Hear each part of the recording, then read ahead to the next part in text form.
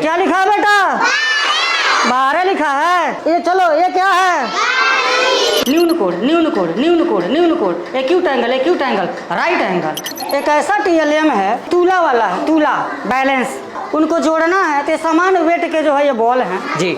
और यहाँ देखेंगे आप 1 से लेकर के 10 तक, 1 से लेकर के 10 तक बनाया गया है। इसको और बड़ा भी हम बना सकते हैं। 2 है और में 4 जोड़ना, 4 धंधु जोड़ना है। ठीक है। इस बाल को कहाँ लगा दोगे कि वो बराबर पर आ जाएगा? एक बैलेंस है तराजू वाला। हाँ, 4 और 2 7 होता है तो बहुत नीचे हो गया। 4 और 2 यहाँ 6 हो गया जी, तो ये बैलेंस हो जाता है। तो ये बैलेंस हो जाएगा जी।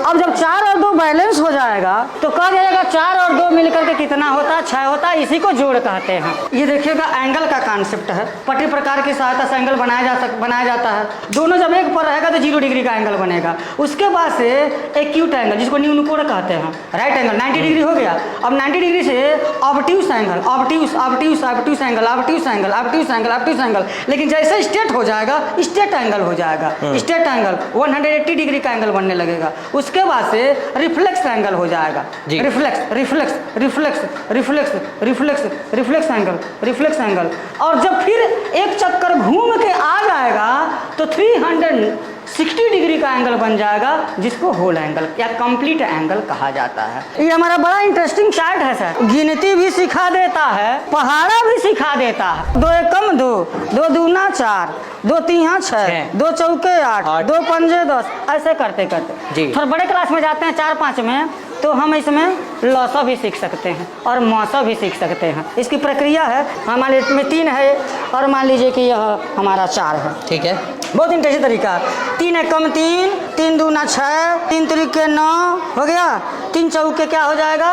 12 हो जाएगा जी। और भी आगे जा सकता है। यहाँ देखिए 4 एकम 4, 4 दूना 8 और 4 तिहा 12 हो जाए, नहीं हो जाएगा?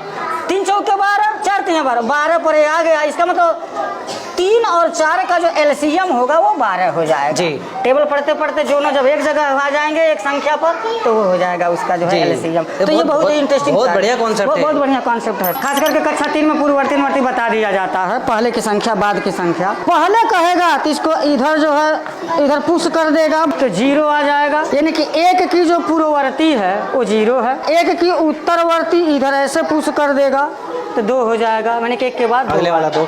फिर अगर मैं पूछता हूँ कि बेटा 8 का पूर्ववर्ती क्या होगा और 8 का अनुवर्ती क्या होगा, 9 हो जाएगा। ये जो वेस्टेज जो है उन्हीं का ही आपने बनाया हुआ है? हाँ, जो वेस्ट चीज़ों से, वेस्ट मटेरियल से बना है। जी जी जी जी। ये संख्या है, उसकी पूर्ववर्ती है और उसकी यह अनुवर्ती है। व्हील पर बना दिया, जहाँ पर रुकेगा तो 8 संख्या है। ठीक है। उसकी पूर्ववर्ती 7 है, उसकी अनुवर्ती 9 है। छोटा छोटा जोड़ घटाना बनाया इसको, जैसे 8 और 8 धन 4 है। चाहे उंगली पर जोड़े चाहे जैसे भी जोड़े, जब उसको मालूम हो जाएगा 8 धन 4 तो कॉन्सेप्ट इसका ये है। और 8 और 4 12 होता है तो यह 12 के सामने ला कर रख देगा तो हम जान जाएंगे कि वो सही बता रहा है। आयत की परिभाषा लिखवा दिया और जो आयत को पहचानता ही नहीं है, इस कॉन्सेप्ट से आयत को बनाया। अब आयत की लंबाई वाली भुजा, ये लंबाई वाली भुजा, चौड़ाई वाली भुजा, प्रत्येक कोण 90 अंश है। आयत से ही अब देखिएगा, अगर मैं इसको ऐसे कर दिया तो अब आयत से अब समांतर चतुर्भुज बन गया, पैरेललोग्राम जी। रेक्टेंगल था आयत, अभी वो पैरेललोग्राम बन गया समांतर चतुर्भुज। और समांतर चतुर्भुज में आमने सामने की भुजाएं बराबर भी होती हैं, समांतर भी होती हैं।